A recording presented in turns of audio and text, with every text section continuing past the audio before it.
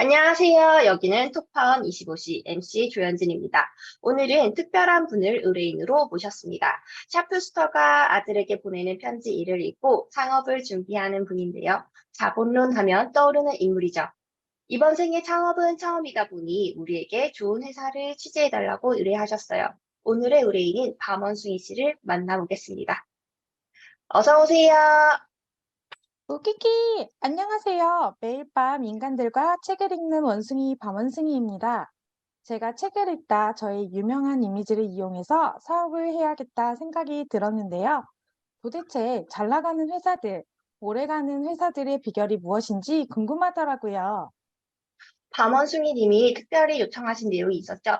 시스템의 구축이 잘 되어 있는 케이스를 보고 싶다고 하셨어요. 창업을 준비하는 분들이라면 밤원숭이 님뿐만 아니라 모두가 만족하실 수 있게 우리 톡파원들이 열심히 취재했는데요. 시스템의 구축에는 많은 것들이 있지만 오늘은 특별히 중요한 6가지의 주제들로 이야기를 나눠보겠습니다. 자, 그럼 의뢰인을 위해 준비된 자료 다 같이 보실까요? 첫 번째, 변동이 제일 어려운 고정비부터 이야기해 보겠습니다. 고정 비용을 유연하게 조절할 수 있는 회사가 생존 가능성이 높다고 합니다. 고정비를 획기적으로 줄일 수 있는 회사는 경기의 흐름보다는 자체적인 혁신의 결과물로 회사의 주가가 결정된다고 하는데요. 이와 관련된 회사를 토북토파원이 소개해 드린다고 합니다. 토북토북, 안녕하세요. 토북톡파원입니다. 여러분, 21세기 혁신적인 제품하면 어떤 게 떠오르시나요? 저는 바로 애플의 아이폰이 떠오릅니다.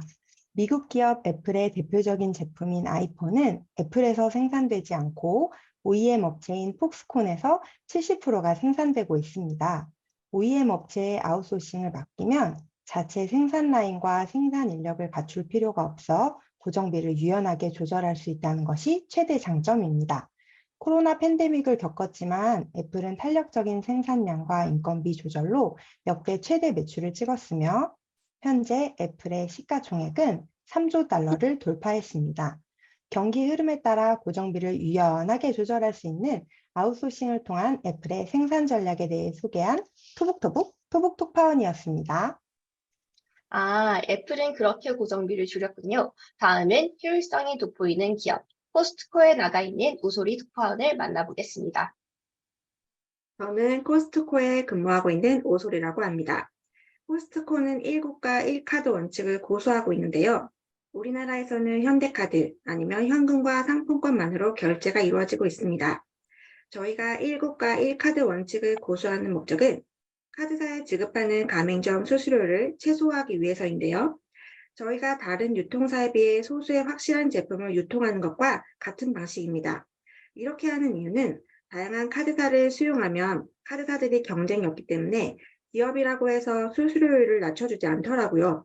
흩어지면 작은 돈이지만 모이면 큰 돈이거든요. 저희도 식품 관련 사업이니 정말 도움이 되겠어요. 가맹점 수수료까지는 생각도 못 해봤는데 흩어진 비용이 작다고 무시하면 안 되는군요. 그러게요. 확실히 이런 방식의 이익 창출은 생각하지 못했는데, 역시 기업을 유지하려면 작은 것이라도 놓치면 안 될 것 같네요. 이런 효율적인 운영은 고정비를 줄여라 와 비슷한 것 같지만 좀 다르죠. 고정비는 회사나 사업을 운영하는데 생산량이나 판매량과 상관없이 변하지 않는 비용이고요. 효율성은 시간, 비용, 노력처럼 주어진 자원을 최대한 효과적으로 활용하는 것이니까요. 성공한 회사들의 노하우 잘 담아두고 계신가요? 이번에 밤원숭이 씨를 위해 준비한 키워드는 접근성입니다. 비슷한 아이템들 중에서도 접근성으로 최강자가 된 경우들이 있는데요. 그 중에서도 제일 빠르게, 크게 성장했다고 할 수 있는 카카오톡의 임직원들과 대화를 해봤습니다. 안녕하세요. 카톡 직원분들이시죠? 이곳은 익명성이 보장되는 대화방입니다. 네, 카톡 인터뷰 좋네요. 하하. 카톡은 출시 당시 다른 메신저보다 빠르게 오래 살아남았어요. 그 비결이 뭐라고 생각하세요? 당시 출시된 메신저들은 대부분 PC용이었어요. 카톡을 출시하기 전 아이폰이 한국에 상륙하면서 모바일 시장 확대가 예상됐어요. 유료 문자로 일방적인 의사 전달만 가능하던 때에 우리는 실시간으로 상호 의사소통이 가능한 메신저를 무료로 딱 만들었죠. 지금은 당연하지만 당시에는 매우 획기적이었어요. 또 무료니까 남녀노소 누구나 사용하면서 크게 성장한 거죠. 카톡이 국민 메신저가 되어서 지금은 카카오택시, 카카오뱅크, 카카오페이 등 생활 영역 전반으로 확장이 가능했죠. 사용자가 많은 게 최고예요. 와, 남녀노소 누구나 접근할 수 있었다는 게 결국 지금의 카톡을 만든 거네요. 인터뷰를 통해 회사에 대한 여러분의 자부심이 느껴졌어요. 그런데 회사 욕을 하지도 않으실 거면서 왜 익명성을 요구하신 거예요? 그건 지금부터 시작입니다. 더 은밀한 대화는 계속 이어진답니다. 이번에 만나볼 기업은 특별한 성과 보수 체계를 가진 곳인데요. 지구상에서 가장 큰 부를 만들었던 피렌체의 메디치 가문처럼 누구에게나 공정한 기회의 문을 열어주고 기여도에 따른 수익을 배분하여 자발적인 참여를 만들었던 바로 그 시스템을 아주 잘 적용하고 계신 곳이라고 합니다. 이러한 시스템을 통해서 백만장자가 된 톡파원이 계시다고 하는데요. 한번 모셔봤습니다. 사자 톡파원 나와주시죠. 안녕하세요. 사자톡파원입니다. 제가 근무하고 있는 호주 최대 투자은행인 맥쿼리 그룹은 백만장자 공장이라는 별칭을 갖고 있습니다. 직원들이 모두 백만장자라니 꿈속에나 들어봤을 법하죠? 그 남다른 비결에 대해 소개해 드리려고 합니다. 저희 맥쿼리 그룹은 틀 속의 자유라는 문화를 추구하고 있습니다. 직원들이 기업가 정신을 발휘할 수 있도록 최대한의 권한과 책임이 주어지며 철저한 성과 위주의 보수 체계로 임직원에게 인센티브를 제공하고 있습니다.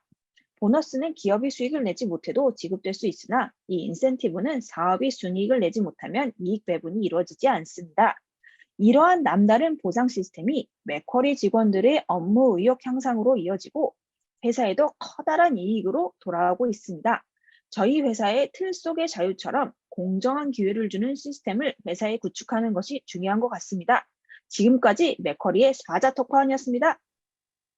이렇게 능력에 따라 회사 이익을 차등 배분하여 공정하게 기회의 문을 활짝 열어놓는 시스템이 결국 회사 안에서 능력 있는 직원들이 성과 내는 일에 집중하게끔 만들고 그것이 바로 회사의 성과에 연결되는 선순환을 만들어내는 것이군요. 아주 중요한 포인트인 것 같습니다. 좋은 사례 소개해 주셔서 감사합니다. 이번에는 조직이 시스템을 갖추기 위해서 중요하게 생각해야 할 부분인 기득권의 차단에 대해 알아보겠습니다. 미국에서는 애플의 창업자인 스티브 잡스마저도 그가 만든 회사에서 퇴출당한 적이 있습니다. 이처럼 창업자마저도 퇴출할 수 있는 시스템이야말로 최고의 시스템이며 수많은 천재가 새로운 아이디어를 끊임없이 쏟아내는 오늘날의 애플을 있게 한 원동력이기도 합니다. 애플의 토끼 톡파원을 만나볼까요? 안녕하세요. 저는 애플에 있는 톡파원 토끼입니다. 애플이 잡스의 퇴출 결정을 내린 적이 있었는데요.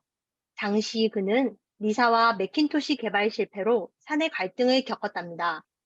그 갈등의 결과로 이사회가 그를 비롯한 일부 임원들을 애플에서 퇴출시키기로 결정했던 거죠. 퇴출 후 잡스가 다시 창업한 컴퓨터 회사의 기술력이 애플과 잘 맞아 애플은 잡스의 회사를 인수하고 그를 다시 회사로 초대하겠다는 의사를 밝혔습니다. 아, 그럼 애플이 잡스의 기술은 높이 샀던 거네요. 그렇죠. 그 이후 잡스는 본인의 단점을 인정하고 멋진 파트너인 팀 쿡을 영입하더라고요. 기득권이라고 하는 것은 대부분 조직을 늙게 만들고 결국 죽음에 이르게 하기 때문에 시스템을 구축하면서 가장 먼저 신경 써야만 하는 부분입니다. 정말 애플에게도 잡스에게도 중요한 포인트였던 것 같은데요. 만약 잡스가 퇴출을 나쁜 감정으로 받아들여 기술 합병을 하지 않았더라면 또는 본인의 단점을 개선하는 방안을 모색하지 않았더라면 지금의 애플은 볼 수 없었을지도 모르겠네요. 그만큼 기득권의 판단이 정말 중요하다고 생각이 들었습니다. 이쯤에서 스티브 잡스 본인의 마음도 들어보고 싶으시죠? 특별히 모셨습니다.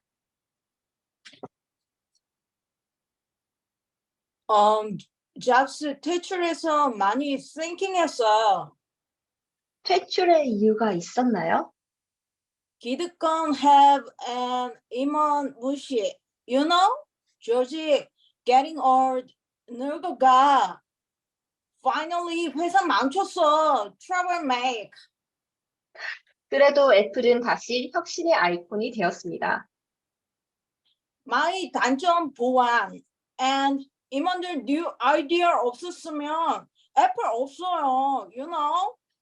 나 없어도 애플 strong. 임원들 말 더 들었고 잡스 많이 성장했어요. 자, 지금까지 다양한 톡파원분들이 시스템 구축에 대해서 소개해 주셨는데요. 여러분, 중요한 걸 놓치신 것 같지 않으세요? 마지막으로 사업을 하려면 자본금을 조달하는 것이 필수죠. 밤원숭이 씨에게 무한대 자산을 어떻게 구축할 수 있는지 알려주겠다고 하는 분이 계셔서 지금 특별 인터뷰를 해보겠습니다. 일명 부자 언니로 통하시죠. 안녕하세요. 밤원숭이 씨의 사연은 들으셨죠? 야, 밤원숭이! 카페에서 활동한 거 찾아보니까 열심히 짠티크하고 PP 목표 세우고 경제 시험 공부하고 너 원숭이가 사람보다 열심히 했더라. 잘했어. 언니가 오랫동안 너 카페에서 활동하는 거 지켜봤는데 성실하고 너의 세계적인 인지도 썩히는 것도 아깝고 네 아이템 좀만 손보면 괜찮을 것 같아서 투자 좀 해주려고 하는데 말이야. 어? 언니 인맥 알지? 부자들은 절대 돈 잃을 곳에 투자하지 않거든. 언니같이 안목 있는 부자가 픽해서 투자한 사람은 다 성공하게 돼 있어. 사람이 아니라 원숭이라는 게 나한텐 좀 모험이지만 사람이든 원숭이든 뭐가 중요해. 성실하고 아이템 좋고 사업성 있으면 되지. 암튼 자세한 얘기는 사업 계획서 읽어보고 할 거니까 잘 써서 한번 가져와봐. 거침없는 인터뷰 감사합니다. 부자 언니가 밤원숭이 씨를 아끼는 마음이 느껴지네요. 무한대의 자산을 구축하는 게 쉬운 줄 알았는데 오랫동안 성실함을 증명한 사람만이 얻을 수 있는 기회네요. 결코 쉬워 보이지 않습니다. 밤원숭이님 잘 보셨나요? 소감 한 말씀 부탁드립니다. 좋은 기업의 사례들을 찾아주셔서 정말 감사합니다.